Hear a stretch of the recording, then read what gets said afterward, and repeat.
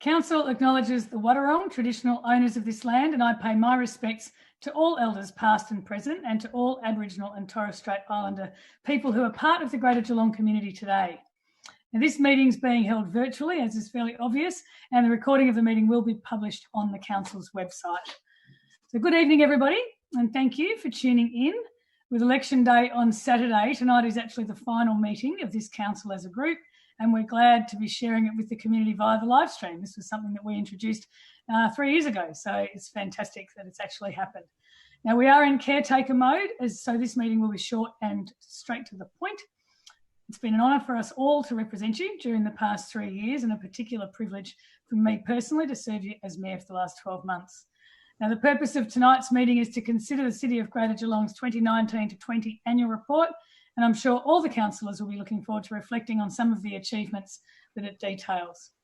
Before we do that, I will take the opportunity to say a big thanks to my 10 councillor colleagues for your hard work, for your dedication, the time you spend every day, every week, 24/7, we all know that, and also for your dedication and leadership during the whole term of office. Thanks also to the City's CEO, Martin Cutter, the executive leadership team, and all the staff who have worked very hard to implement our decisions, put up with our persistent nagging, and carry out the actions in our strategic plans during the past 3 years. So thanks again, everybody.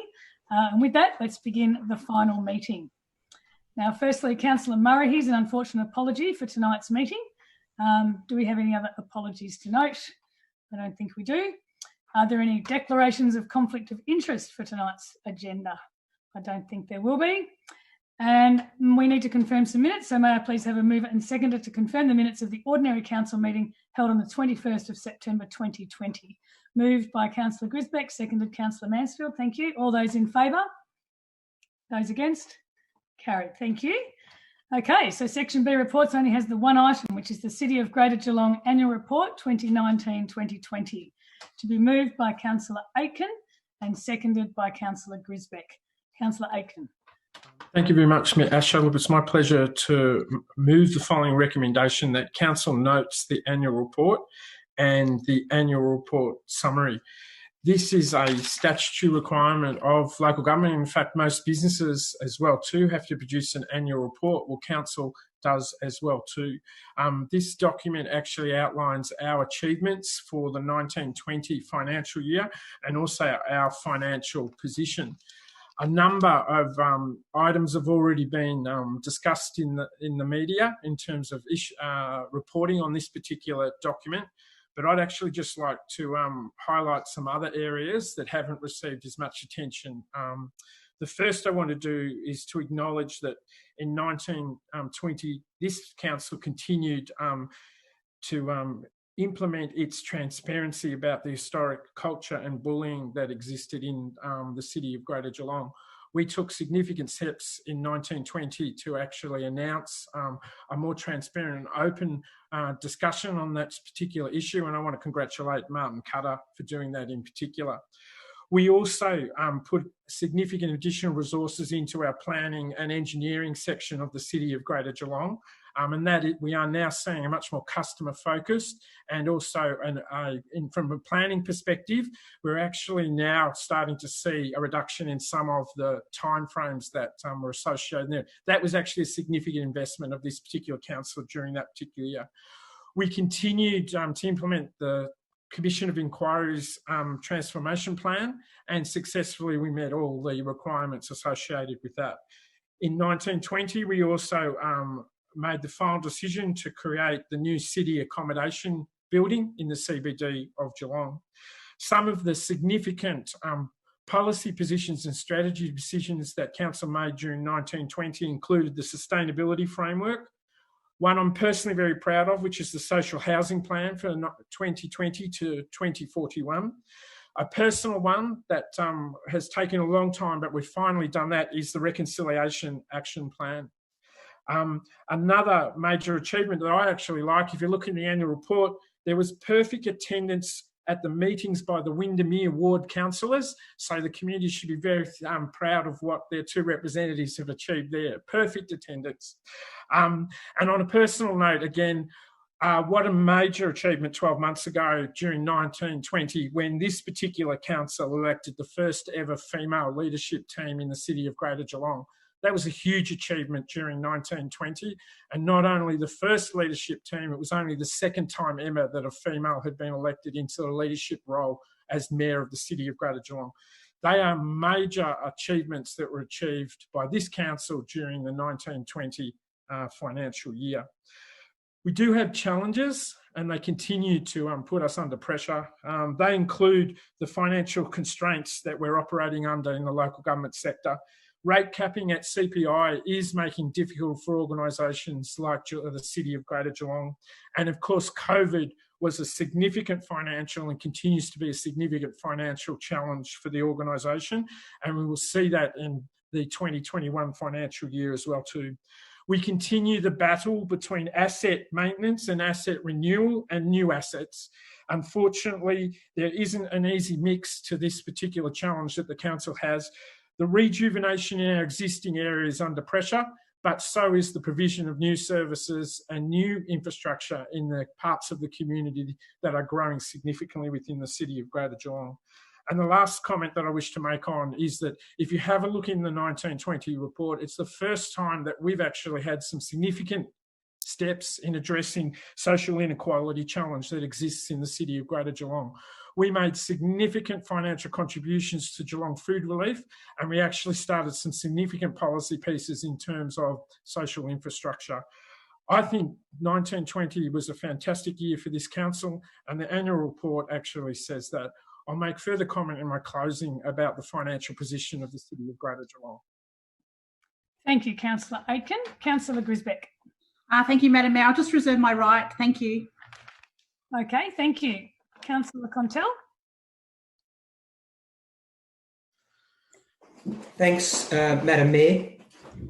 Yeah, look, I know it's only the one item tonight, but it certainly is an important item and gives the community an update on how we've been performing or underperforming, I guess, and where there's opportunities for us to improve.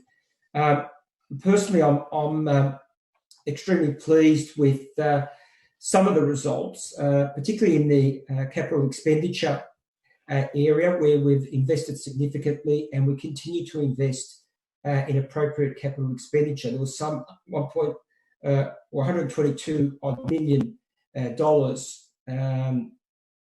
expended on capital expenditure in this last financial year, with 40% going to roads and footpaths.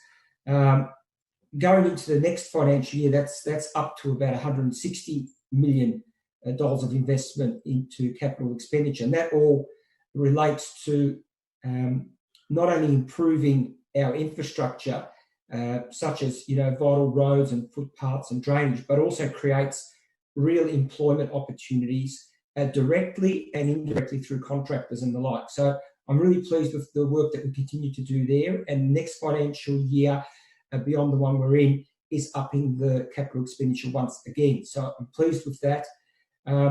Equally, whilst we've got some work to do in areas of the environment and meeting our targets, we have measures in place that will allow us to achieve those targets, particularly through the guidance of our sustainability framework and our environmental plan from 22 to 30. It's pleasing to see that we've planted some 3,255 odd trees in our parks and gardens. Personally, I'm really pleased with the two initiatives that we've introduced that really has put money back into the community's pockets. One is the hard waste collection that this council adopted has been extremely well received, and I know that community are extremely pleased with that. There's been some 15,000 odd hard waste collections, and of course the free CBD parking has been extremely well received, and I'm really proud that this council has achieved that. Lastly, the one area that I'd like to highlight that we need to work a lot more on and needs to be our number one priority going forward, and that's the health and safety of our employees and the people that work for the organisation. It is pleasing that our LTI rates have come down and that they're down from the previous financial year to some 18% LTI from the previous 27. It's also pleasing that our hypo incidents are down. That's been a significant decrease, but TRIFR is still up, and it must remain the focus for this organisation, regardless of who the council is going forward and regardless what senior executive looks like going forward. The health and safety of our employees must be the number one priority and the number one focus of this organisation into the immediate, medium and long-term future. Thank you, Councillor Contell. Well said. Any other? Councillor Mansfield, were you putting your hand up before or just moving your hand? I wasn't No, sure. that wasn't my hand, Madam. Madam Oh, Chair. hand. I'm happy to speak. Great, thank you. Thank you. Look, I think a lot of the highlights have already been noted. I'd like to reiterate the social housing strategy and the Reconciliation Action Plan as being two really significant achievements in the last year that I was really pleased to see us get up.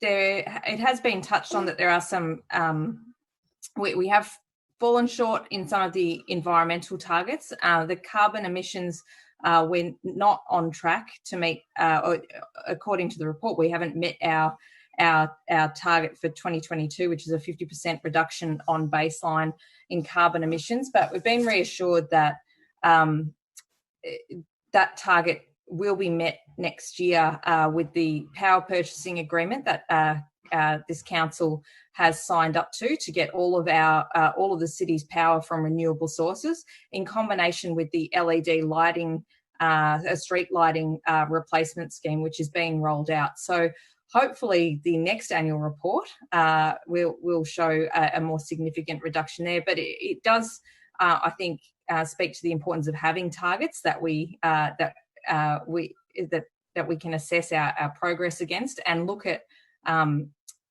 why we're not meeting them and ways we can achieve them if we're not. Similarly with the urban tree canopy, we're not quite meeting our targets there.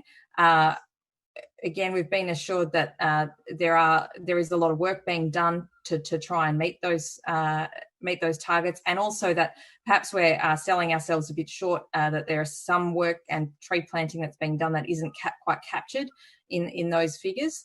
So again, something to keep an eye on for future councils.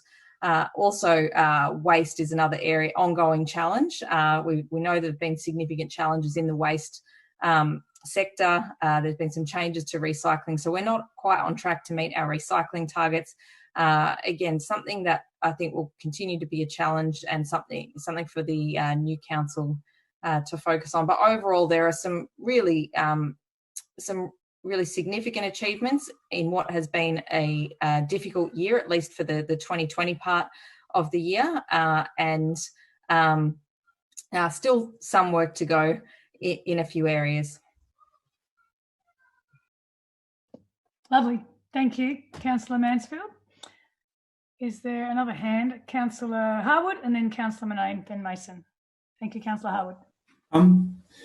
Thanks, Steph. Look, quite simply, the annual report again reflects what we've done in the last 12 months, and it's always interesting because sometimes it doesn't matter what we do. There's always going to be room for improvement, or we haven't quite met the mark, or we've met community expectations. It's always such an ebb and flow report because Geelong is such a changing environment. The expectations change with that, and the demand for people to come to the region is unprecedented. In unprecedented times with COVID, obviously. So, I just sort of reflect on the last 12 months, or even our term of council, what we've managed to do. And the annual report, I don't think, does justice to the behind-the-scenes effort that goes on, particularly with our staff of 2,500 plus, led by Martin Cutter and the ELT team. It is a huge, huge monolith of an organisation. It is a very complex and at times very, very difficult organisation to manage and steer. So to those who work within our organisation, those who contribute, I say a sincere thank you. It's incredibly complex because you cannot appease every member of the community, and at times you win some, you lose some, and sometimes that's the nature of the beast. I don't want to be overly philosophical, other than to say the annual report is always a good read for those who want to have a view or an opinion of council. Take the time to read the report and then reflect on what it contains, and then, I guess, make a judgment. So I'll leave it at that. Thank you. Thanks, Councillor Howard. Councillor Murnane.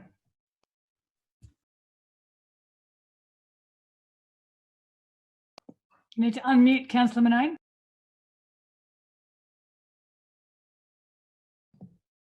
Thank you. Thank you, Madam Mayor.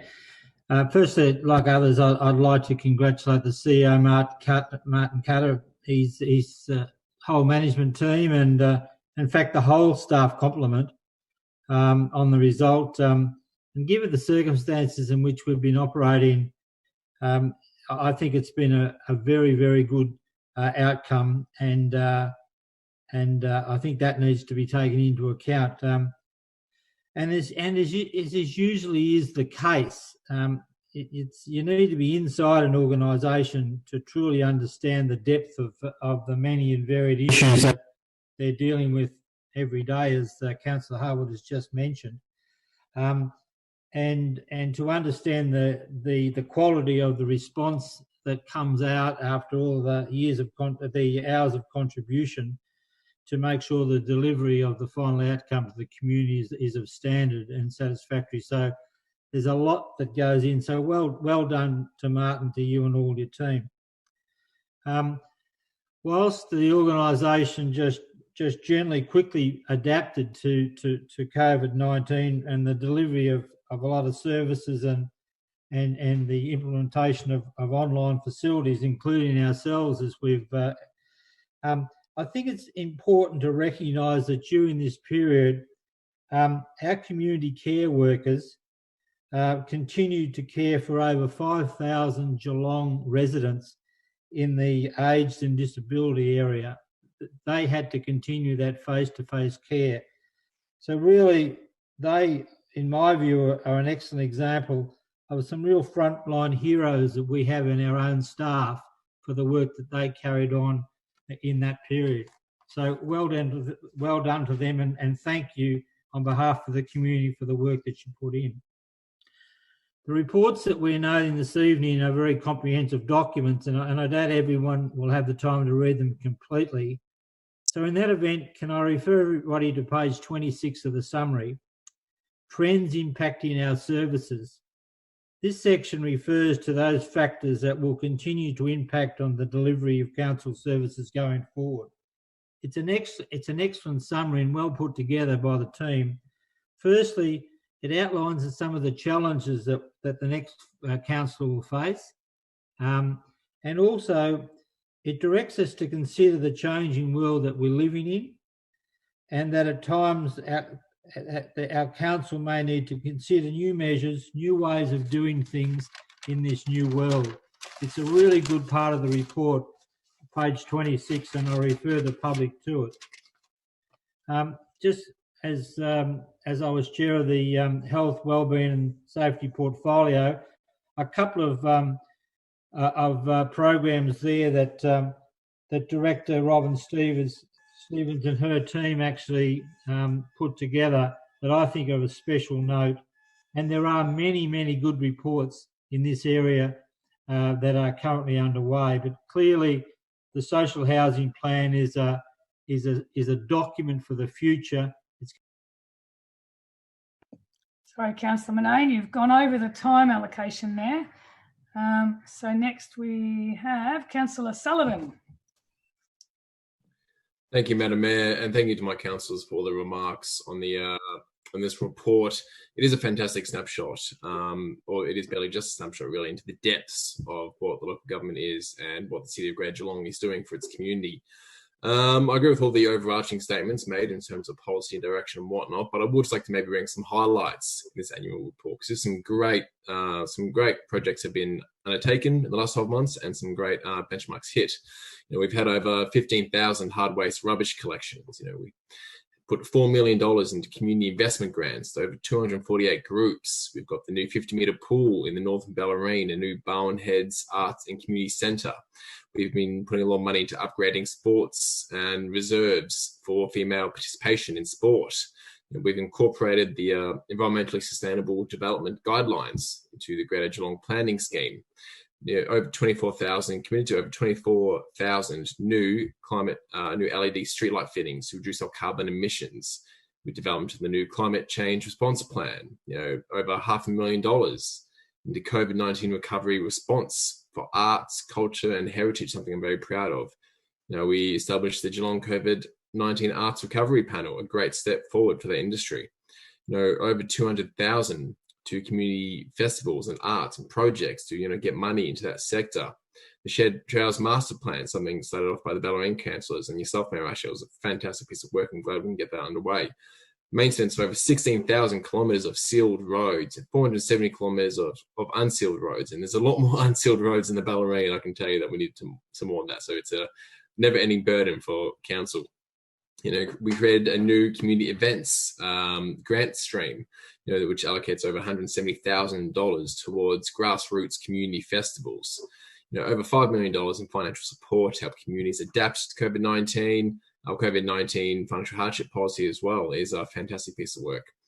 As well, we were the first city in Victoria to install public space smart nodes.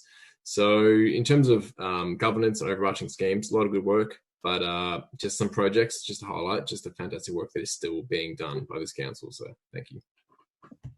Thank you, Councillor Sullivan. Councillor Mason? Thank you, Mayor Asher. Yes, we really can't measure everything, but the annual report is really a great tool, and it's applied local government Victoria criteria that are across the state, so that we can compare our performance with others. And in light of our performance, COVID-19 really did disrupt the last quarter of our reporting period. On the 16th of March in Victoria, we declared a state of emergency. And I'm proud to note that the city responded immediately and developed relief and recovery packages for the community and for businesses. And so much has been said about it already, but in terms of some of my portfolio interests, the heritage and arts culture had a good recovery support package of $490,000, and there was reduced and refunded rent and fees for community groups and businesses to the value of $2.73 million.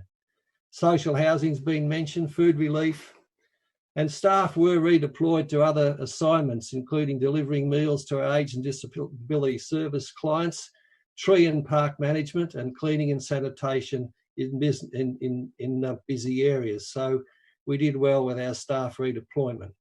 I would like to mention some disappointments and things that we need to watch, and they were partly related to COVID. Though we have 15 years of residential land supply and planned and on track, and planned to be directed away from the Bellarine, we've not sufficiently increased in the percentage of our new housing construction within existing urban areas where we're still off track.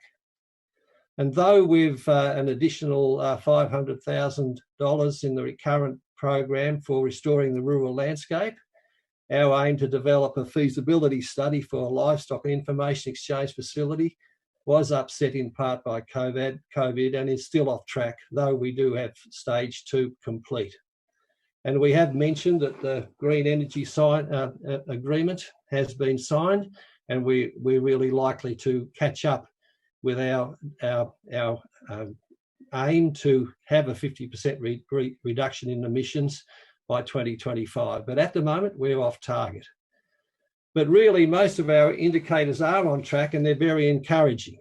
And to mention a few, on top of what's already been mentioned, we've developed a draft 20-year master plan for Sparrow Vale wetlands, and we've managed 1,300 hectares of nature reserves. And the council endorsed our heritage, our collection strategic report to manage over 12,000 artefacts, and launched the website and online exhibition of War, Wool and Work. And we hosted 7 major exhibitions at the National Wool Museum. And we adopted, as Councillor Sullivan just mentioned, the Share Trails Master Plan, a 10-year plan which aims to create and fully connect a network of shared trails across the region. And we completed and opened the Geelong Botanical Gardens Sustainable Visitor Facility. And work continues on the... Thank you, Councillor Mason. The mute button has beaten you, I'm afraid, from the timing point of view. Councillor Nelson, would you like to make some comments? Thank you, Madam Mayor. So I'll be really quick so I don't get cut off.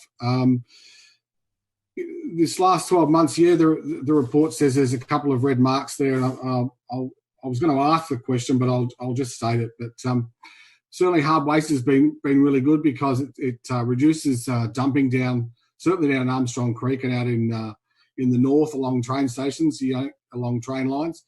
You only have to catch a train to Melbourne to see where hard rubbish gets dumped.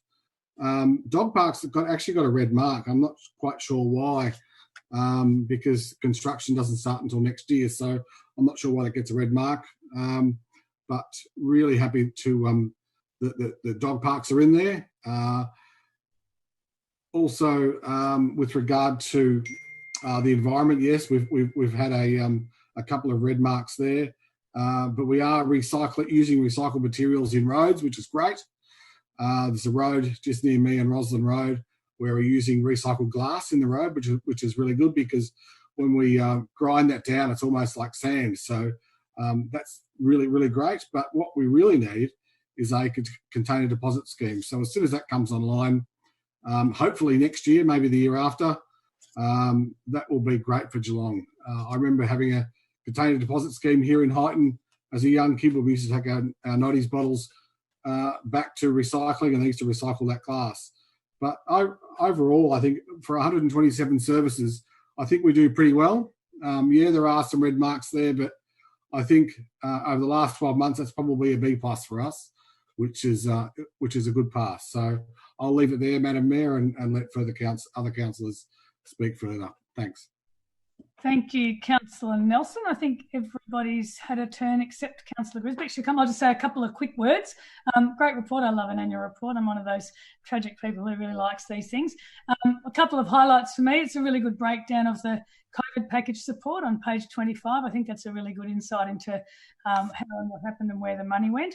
Noting, of course, that the budgeted income is a bit of a rubbery figure because it was pre-COVID, but that was the figures that we were working with. Some of the results metrics have been retired, was the phrase used, I think, which I noted, which means they're no longer required to report on. And further to what a couple of the other councillors have said, I look forward to seeing some more targets and indicators as part of the Sustainability Action Plan and the Sustainability Framework in particular. And I believe there is a sustainability report that will be brought to Council early in 2021, which is terrific. Well done to the team, specifically to Leo Maiolo and Laura Potter, who put an awful lot of time and energy into this, led very well by Simone Bohr and Rebecca Leonard in the Governance, Strategy and Performance Directorate. So thank you to all of those people who put in an awful lot of work.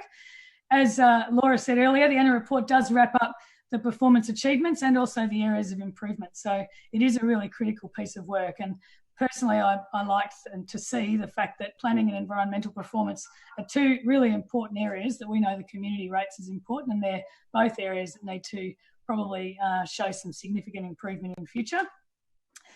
Finally, the purpose. Our purpose is working together for a thriving community, and I commend this whole council group and the team for keeping the community at the forefront of everything we do. And I think this annual report really reflects that, and the achievements of this council do too. So thank you. Councillor Grisbeck. Thank you, Madam Mayor. A couple of things that I'm pretty proud of in this annual report is the COVID response, and that's, $10.8 million in which we didn't realise when we made the budget for this year that we'd be needing to put back into the community. Who knew that was coming?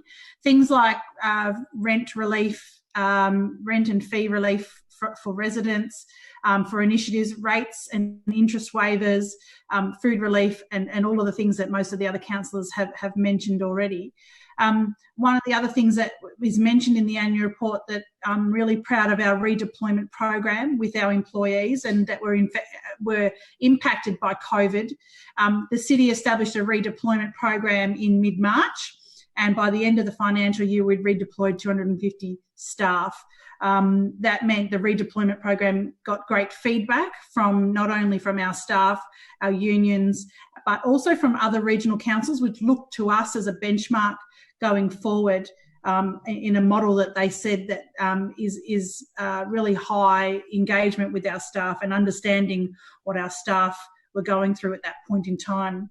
The majority of our workforce now, in terms of council's workforce, is working from home, and hopefully with some of the new restrictions being lifted in the last week or so, which mean some more of our staff will be able to get back to work with, for example, with pools being able to be open.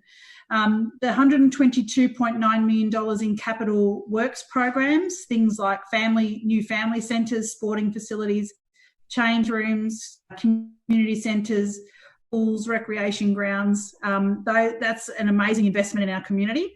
And, you know, the plans that we have going forward for things that were in the budget this year that's mentioned in there is around new potential soccer stadiums, netball, basketball facilities, and those types of things that we're looking at. So this annual report is a real good reflection, and I'm like Mayor Asher, where I like to read a good annual report. That shows a real positive tone for the City of Greater Geelong over the past 3 years, and something that I'm really proud of. I'd like to say thank you to Martin and the staff at the City of Greater Geelong. They've done an amazing job, and I'm sure that they will continue to do so. Thank you, Mayor Asher. Thank you, Madam Deputy Grisbeck. Well said. Councillor Aitken to close. Thank you very much, Mayor Asher. Look, I think the councillors have done an excellent job actually summarising the annual report in particular. I just wish to take the opportunity to talk about specifically some of the finances in our close, because we haven't expanded on that to a great degree. The Victorian Auditor General's Office has actually audited the financial statements of the City of Greater Geelong and given them a clean bill of health.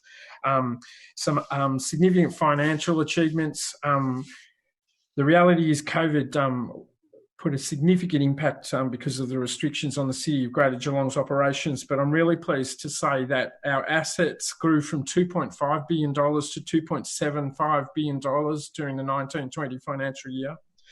Our income was impacted on by COVID.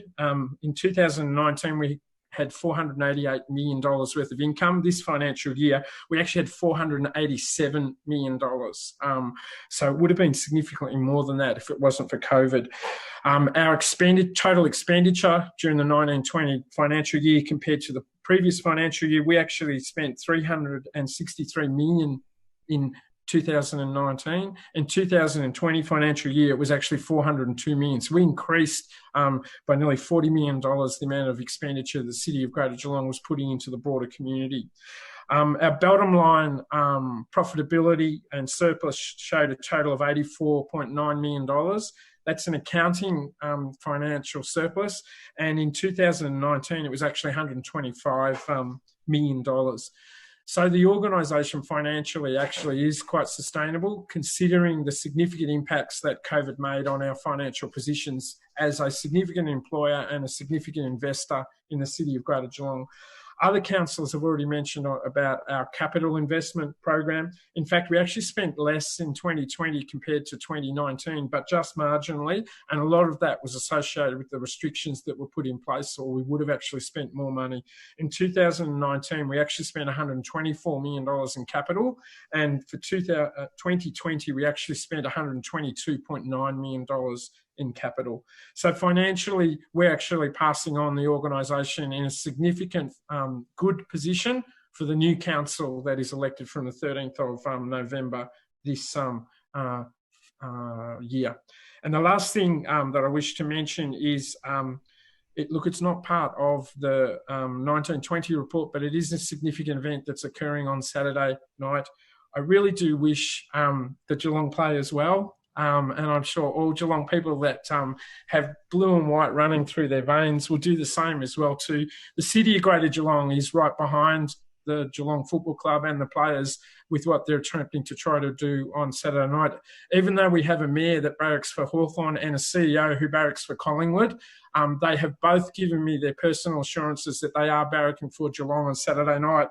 And I do wish to acknowledge too, to take the opportunity, Gary Ablett, thank you very much for your 19 years of joy you've given AFL and in particular the Geelong supporters. We do hope you can receive your fairy tale on Saturday night. To Joel Selwood.